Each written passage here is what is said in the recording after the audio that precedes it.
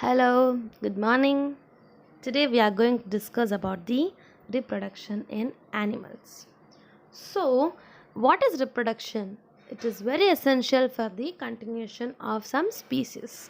So, it is very important as it is going to ensure the continuation of similar kind of individuals generation after generation.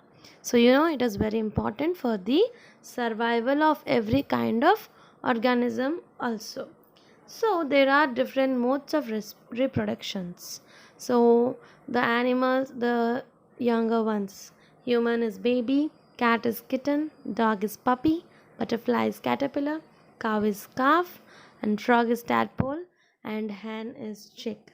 So we all know about this, that these are the younger ones and these are the animals. So, generally, what are the modes of respiration? So, the various organisms use different modes of reproduction depending on their body design, habitat, and environmental conditions.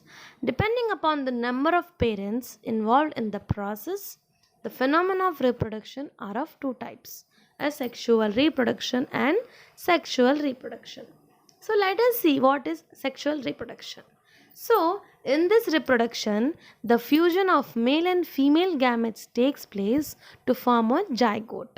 So, the special reproductive cells are formed by male and female individuals and they are take part in the sexual reproduction called as gametes. Okay. So, coming to the male reproductive organs, testes. So, these are the paired oval shaped organs located in the lower part of the cavity, abdominal. So, sperm, it is a tiny motile single cell with a head and a tail. Okay, coming to the penis, it is the external male organ. So, here you can see the diagram. So, that is the sperm upper one and the middle is the penis one and those are the testes. So this is the human sperm. It is having a tail, a middle piece and a head one. So this is the diagram of the male reproductive system. So female reproductive organs, ovary. These are paired oval shaped organs located in the lower part of the abdominal cavity. So it produces the female gametes or the egg also. So either of these ovaries they produce an egg every month. So oviduct, so and after that vagina, you all know that. Now we are going to see a diagram of the female reproductive organs. So here it is an oviduct, ovary and uterus, and is the human ovum where the nucleus is present in between in the center of this ovum. Okay, now let's see what is the fertilization.